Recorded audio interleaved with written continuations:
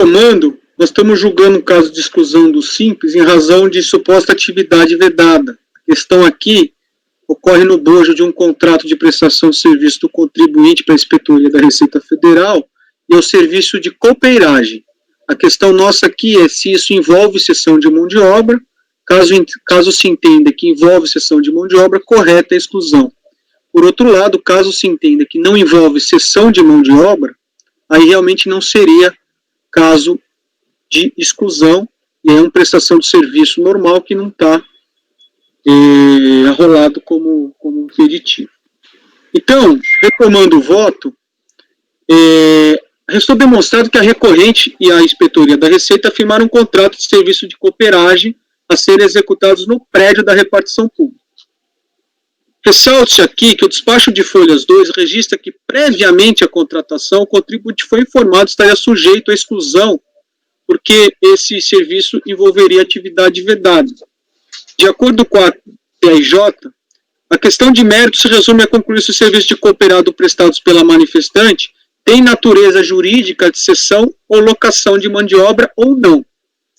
E o que conclui a TRJ? Serviço de cooperagem, entre outros, só para assim, no primeiro momento eu não sabia que era serviço de copeiragem, eu presumi que era aquelas copeiras que ficam servindo, uniformizadas, o cafezinho do CARF, o famoso cafezinho do CARF, é isso. Cafezinho e água das 10 às 5 e o café um pouquinho mais nos intervalos de tempo. O saudoso cafezinho do CARF. O contrato de... Aí o que diz a DRJ? Serviço de cooperagem e outras atividades trata de preparar e servir café, água, chás, manter louça e talheres limpos para utilização pelos servidores. A atividade é prestada por um empregado, independente da atuação da contratante, mas sob orientação da contratada. Isso é fundamental. Contrato de prestação de serviço firmado entre a manifestante e a União, aí já começa a me incomodar a DRJ. O que ela fala? Não é claro, não sou eu, a DRJ, para se definir se é o... Não é claro. Nomear aceito pela administração. Aí ele coloca essa cláusula aqui, que é isso que leva a entender que seria a cessão, que é essa cláusula 10.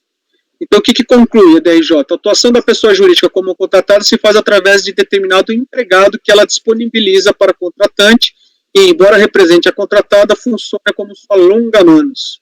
Trata-se, literalmente, de mão de obra colocada à disposição da contratante. Embora não se possa afirmar que seja uma locação, não há dúvida se trata de uma cessão de mão de obra. Com esse entendimento, fica caracterizada a ocorrência da situação prevista em lei. O que diz o contribuinte?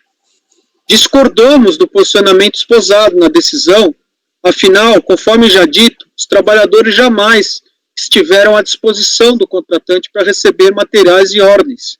O que se existiu foi um contrato de prestação de serviço, um objeto muito bem definido. Os trabalhadores apenas cumpriam a jornada nas dependências da Receita, contudo, não recebiam ordens ou qualquer tipo de material. Além do mais, a empregadora gerencia a administração de atividade de cooperagem, fornece o uniforme, todo o material. Não loca a mão de obra, presta sim o serviço. E aí ele entende que não é exceção. Com efeito, não é o serviço em si, cooperagem no caso, que a legislação do Simples veda para fins de sua inclusão, mas sim o fato dele ser prestado por meio de cessão de mão de obra. Na prática, aí eu fui buscar a doutrina que é cessão de mão de obra. O entendimento da figura de cessão de mão de obra aponta para a existência de dois critérios. A necessidade contínua do serviço, que aqui tem, e a livre disponibilidade do contratante em relação ao segurado colocado a seu serviço, o trabalhador cedido.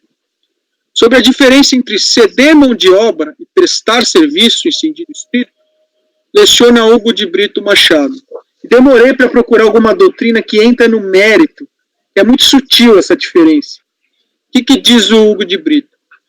É importante destacar que o contrato de cessão não se confunde com o contrato de prestação de serviço. Na cessão, o objeto contratado é a mão de obra, ou força do trabalho humano, e não o produto dela.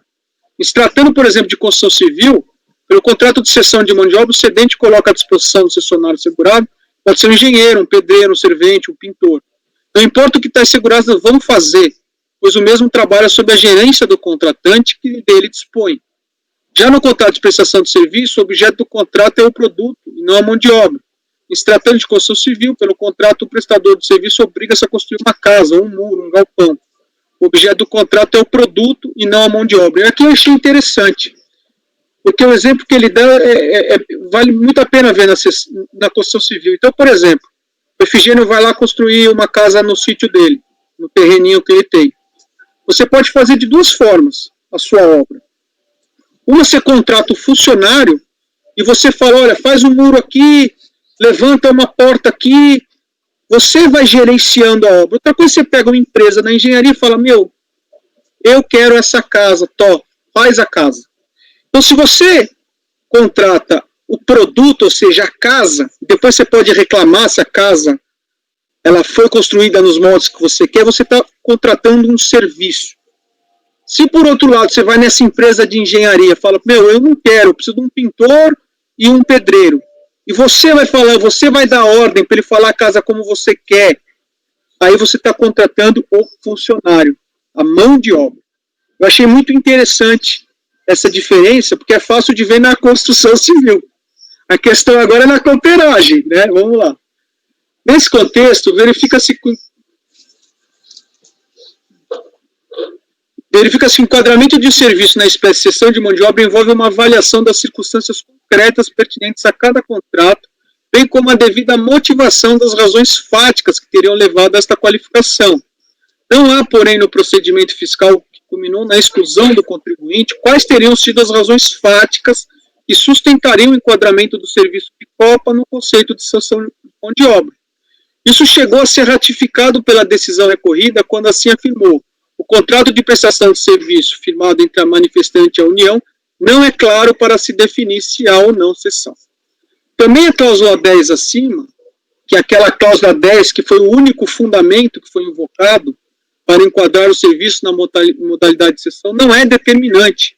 Pelo contrário, tal cláusula demonstra que, caso a contratante, que é a inspetoria da Receita, detecte alguma falha na prestação de serviço, isso deve ser encaminhado a um preposto da contratada para que ela tome as providências cabíveis para a resolução.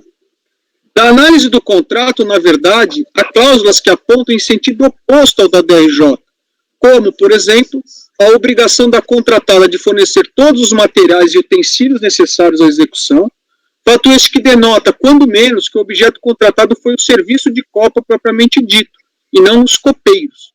Enfim, entendo que a causa jurídica que levou à exclusão do recorrente do Simples não foi devidamente motivada e comprovada. Aqui, na verdade, lendo aqui, talvez eu acho que eu preciso melhorar um pouco aqui.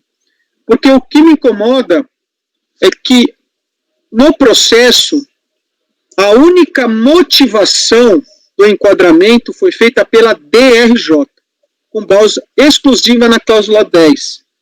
Mas essa mesma DRJ, em duas passagens do voto, ela fala que não é claro se envolve ou não envolve, ou seja, existe uma dúvida. E aqui, como nós estamos falando de ato de exclusão, cabe ao fisco comprovar que tem exceção. Lembrando que na origem não veio nenhuma motivação. E da leitura do voto da DRJ, a cláusula 10 para mim não é suficiente para falar que é exceção, e ela própria reconhece que há dúvida. Então, de novo, por se tratar de exclusão, essa dúvida, a meu ver, me leva a entender que não houve o cumprimento do ônus da prova do fisco de cobrar que houve o desempenho de atividade vedada. E mais ainda, eu me lembro, quando eu fiz esse voto, eu lembrei justamente das copeiras do CARF. Por que depois das 6, isso é usual na nossa turma, presidente, a gente ficar lá, não tem mais café? Porque quando fez o contrato, provavelmente, o serviço envolvia a cooperagem até às 6. Então eu não posso, contratante, no caso, o presidente do CARF, por exemplo, não pode chegar para a copeira do CARF e falar assim para ela: hoje, como nós vamos ter uma sessão extraordinária, você vai ficar aqui servindo café até às 7, até às 7h30, até às 8. Porque a relação não é do CARF com a mão de obra, e sim com a empresa que falou que vai prestar um serviço de cooperagem das 9 às 18. Não sei se eu estou me fazendo claro, porque assim, é um pouco difícil saber se um serviço contínuo, ele envolve sessão de mão de obra. Outra coisa, que aqui para mim é determinante, o material é tudo fornecido pela prestadora de serviço. Então, o uniforme, ou seja, isso mostra que, na verdade, você não pode chegar e falar, não, veste agora esse uniforme. Não, porque o contrato fala que os uniformes são padrões fornecidos pela prestadora de serviço. Enfim, o que eu concluo aqui é que, no mínimo, existe uma dúvida razoável se há ou não cessão. E, nesse caso, a dúvida milita em favor do contribuinte, porque o ônus de provar que aquilo é cessão de mão de obra não foi cumprido, e, a meu ver, este ônus é do fisco.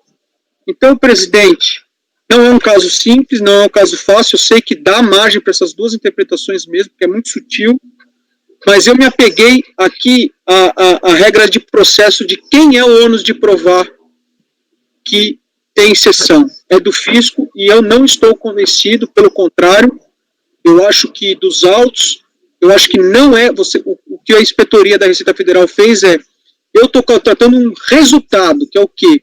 Eu quero ser servido de café, não estou contratando os copeiros para como se fossem meus empregados, eu dou ordem para ele.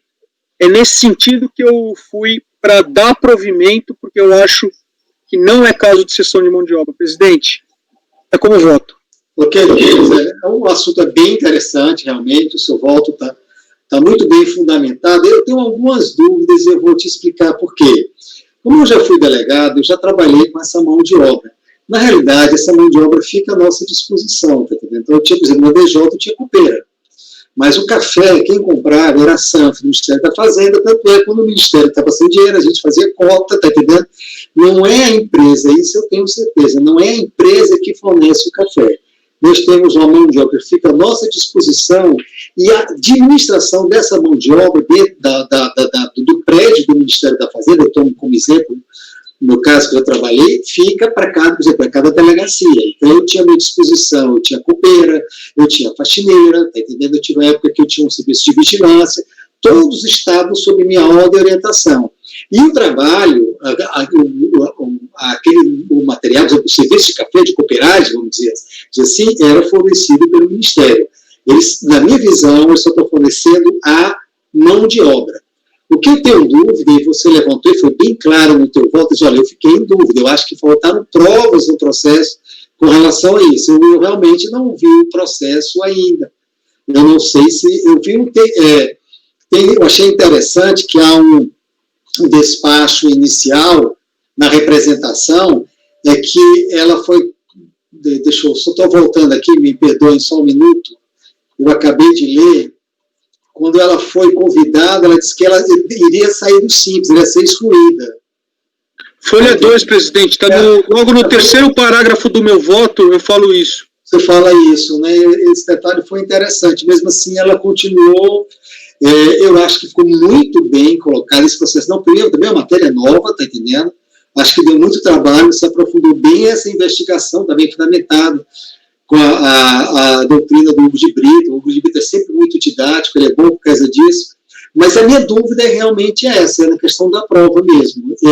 No caso concreto que nós tivemos aqui, quando eu fui delegado, disso eu não tenho dúvida, era uma sessão de mão de obra.